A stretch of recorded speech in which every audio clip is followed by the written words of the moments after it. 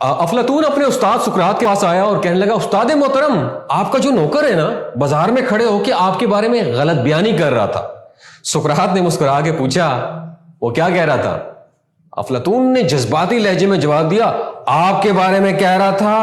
اسے کچھ بولنے سے پہلے ہی سقراط نے اس کے ہاتھ کے اشارے سے اسے خاموش کروایا اور کہا تم یہ بات سنانے سے پہلے اسے 3 کی کسوٹی پر پرکھو، اس کا تجزیہ کرو اور اس کے بعد فیصلہ کرو کیا تمہیں یہ بات مجھے بتانی چاہیے یا نہیں۔ افلاطون نے عرض کیا یا استاد یہ 3 کی کسوٹی کیا ہے؟ تو میں بھی آپ کو 3 کی کسوٹی بتانے والا ہوں۔ سقراط بولا کیا تمہیں یقین ہے کہ تم مجھے جو بات بتانے لگے ہو یہ بات 100% درست ہے، حقیقت پر مبنی ہے؟ افلاطون نے فوراً انکار میں سر ہلایا نہیں۔ سقراط نے ہنس کر کہا کہ یہ بات بتانے کا تمہیں اور مجھے کیا فائدہ ہوگا؟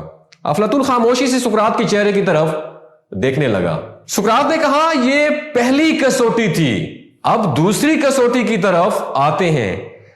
مجھے جو تم یہ بات بتانے لگے ہو کیا یہ ایک اچھی بات ہے؟ افلاطون نے انکار میں سر ہلا کر جواب دیا جی نہیں استاد محترم، یہ بہت بری بات ہے۔ سقراط نے مسکرا کر کہا کیا تم یہ سمجھتے ہو تمہیں اپنے استاد کو بری بات بتانی چاہیے؟ افلاطون نے پھر انکار میں سر ہلایا۔ سقراط بولا گویا یہ دوسری بات دوسری کسوٹی پر بھی پورا نہیں اترتی۔ افلاطون خاموش رہا۔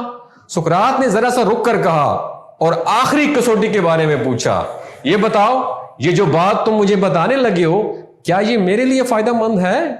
افلاطون نے انکار میں سر ہلایا اور عرض کیا یا استاد محترم یہ بات ہرگز آپ کے لیے فائدہ مند نہیں ہے۔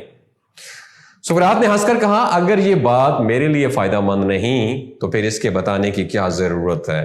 افلاطون پریشان ہو کر دائیں بائیں دیکھنے لگا۔ سقراط نے گفتگو کے یہ 3 اصول آج سے ہزاروں سال قبل وضع کر دیے تھے۔ اس کے تمام شاگرد ان اصولوں پر عمل کرتے تھے۔ وہ گفتگو سے قبل ہر بات کو 3 کی کسوٹی پر پرکھتے تھے۔ نمبر 1 کیا یہ بات 100% درست ہے؟ نمبر 2 کیا یہ بات اچھی ہے؟ نمبر 3 کیا یہ بات سننے والے کے لیے مفید ہے؟ اگر وہ 3 کی کسوٹی پر پورا نہیں اترتی تھی تو وہ بے دھڑک بول دیتے تھے، اور اگر وہ کسی کسوٹی پر پورا نہ اترتی یا پھر اس میں کوئی ایک عنصر اس میں کم ہوتا تو وہ خاموش ہو جاتے تھے۔